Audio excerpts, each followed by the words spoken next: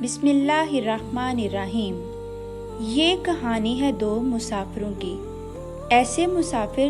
کہ جن کا راستہ تو ایک تھا لیکن منزلیں جدا جدا۔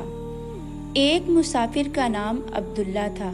جو کہ نہایت نیک اور درویش صفت انسان تھا، اور عبداللہ کے سامنے ایک ایسا مسافر تھا جو کہ ایک بہت بڑا تاجر تھا،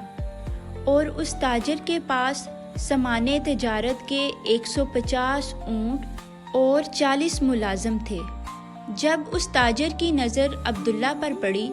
تو وہ اپنے ساتھ اسے خیمے میں لے گیا، اور ساری رات وہ فضول گفتگو کرتا رہا اور نہ خود آرام کیا اور نہ عبداللہ کو کرنے دیا۔ تاجر کہنے لگا کہ میرا فلاں مال ترکستان میں ہے اور اتنا سرمایہ ہندوستان میں،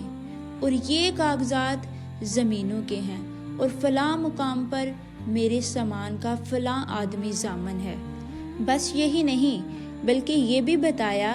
کہ جب سے سنا ہے کہ مصر کا موسم بہت خوشگوار ہے، میں نے مصر جانے کا سوچ رکھا ہے، مگر یہ ڈر ہے کہ خلیج مصر میں طوفان آتا رہتا ہے اور موت کا بھی خطرہ ہے۔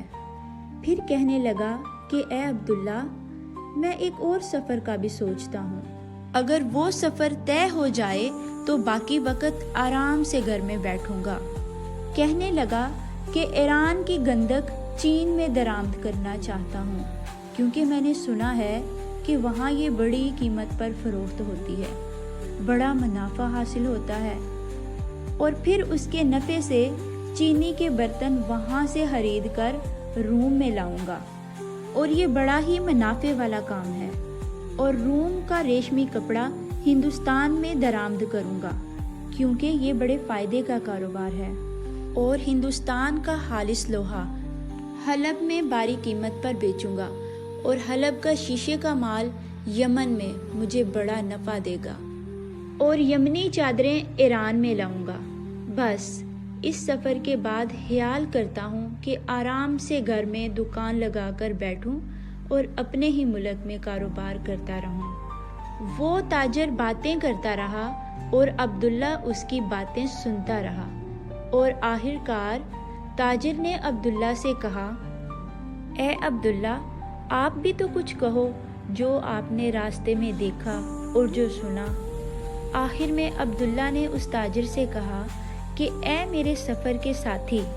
میں نے دیکھا کہ جنگل میں سے ایک سردار گزر رہا تھا جو اپنے گھوڑے سے گر پڑا، اور گر کر کہنے لگا کہ واقعی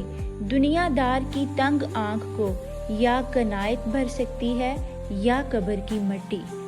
معزز سامعین، عبداللہ نے جو اس تاجر کو بات بتائی وہ بہت گہری تھی۔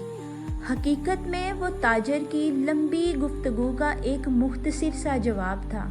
جس میں سبق یہ تھا کہ تھوڑا لالچ زیادہ لالچ کو جنم دیتا ہے،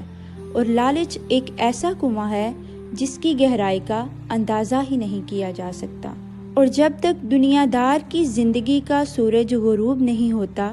اس کا لالچ بڑھتا جاتا ہے، اور جس کے دل میں لالچ پیدا ہو جائے